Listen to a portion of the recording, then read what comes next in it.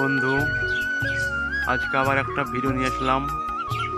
আমরা আগে দেখেছিলাম লেবুর গুটি কলম কী করে বাইন্ডিং করতে হয়। আজকে আমরা জানবো পেয়ারার গুটি কলম সম্বন্ধে। অ্যাট ফার্স্ট ছাল তুলতে হবে, ছাল তুলে চাচতে হবে, যেটা কিন্তু আমরা লেবুর ক্ষেত্রে করি না। লেবুর এমনি ছাল তুলে আমরা বাইন্ডিং করি, কিন্তু পেয়ারার ক্ষেত্রে ছাল তুলে চাচতে হবে, এটাই এর বিশেষত্ব। এই যে আমি একটা ছাল তুলতে দেখাচ্ছি আপনাদেরকে। আমাদের কাজ চলছে পেয়ারা গুটি কলমের কাজ।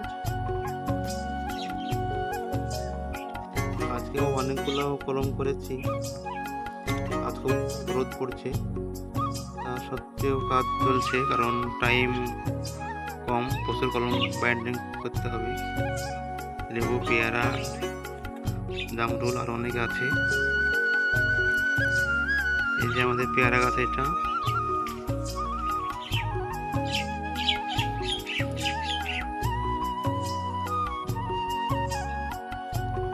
আমার এখানে 7-8টা পেয়ারা গাছ আছে, সবগুলোই মোটামুটি বাইন্ডিং করা সম্পূর্ণ হয়ে গেছে।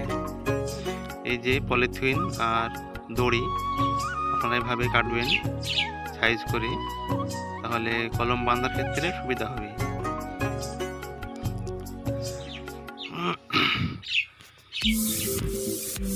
এরপরে আমরা কাঁঠালের চারা তুলব কিভাবে, মানে কিভাবে এক জায়গা থেকে তুলে অন্য জায়গায় আপনারা লাগাবেন সেটা দেখাবো, এবং কিভাবে ফুলের কাটিং করতে হয় সেগুলো আপনাদের দেখাবো, এবং যে ফুলের সব চাইনিজ পাগড়, গোলাপ, এসবগুলো কী করে কাটিং করতে হয় জানাবো। এখন মানে বৃষ্টি নেই, তো বৃষ্টি হোক, বর্ষার যদিও বর্ষার টাইম বৃষ্টি নাই, বৃষ্টি পড়লে এগুলো কাটিং দেখাবো আপনাদের। এই যে এটা যে পলি পেয়ারা, এটা লাল হয়, এটা উপরও লাল ভিতরও লাল। এই যে আপনারা ভালো করে কাদামাটিটা ভালো করে মাখিয়ে নেবেন, হ্যাঁ, খুব শক্ত যাতে না হয়, আবার খুব নরমও যাতে না হয়। এই যে দেখাচ্ছি দেখুন, এভাবে লাগাবেন, মানে কাদা একটু বেশি করে লাগালে ভালো হয়, কলমটা ভালো হবে।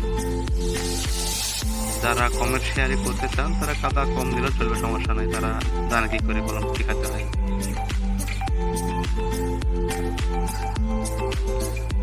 এই যে কাদা গোলা এভাবে লাগাবে, এর কাদা লাগানো কাজটাতে মেন। আর দড়ি দিয়ে বান্ধনটা যেন থাল যেখানে তুলবেন ওখানে যেন না পড়ে যায়, বান্ধন দুটো পড়বে বাইরে, থাল তোলার বাইরে।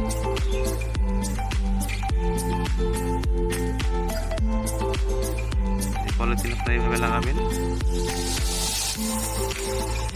আর খেয়াল রাখতে হবে যেন কোনো হাওয়া যেন না ঢুকে, মানে পলিথিনের ভিতরে যেন হাওয়া না ঢুকে, সেভাবে বাঁধতে হবে। হাওয়া ঢুকলে কাদাটা শুকিয়ে যাবে। আমার এই ভিডিওটা ভালো লাগলে চ্যানেলটা সাবস্ক্রাইব করবেন, লাইক, কমেন্ট, শেয়ার করবেন। এরপরে আমরা ভিডিও আরও আনছি কাঁঠালের, সেগুলো অবশ্যই দেখবেন।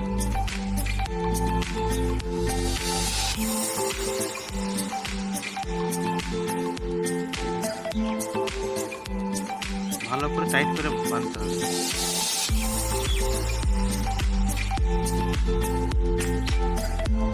আর খুব রোদ, তবু কাজ করতেই হচ্ছে। Thank you.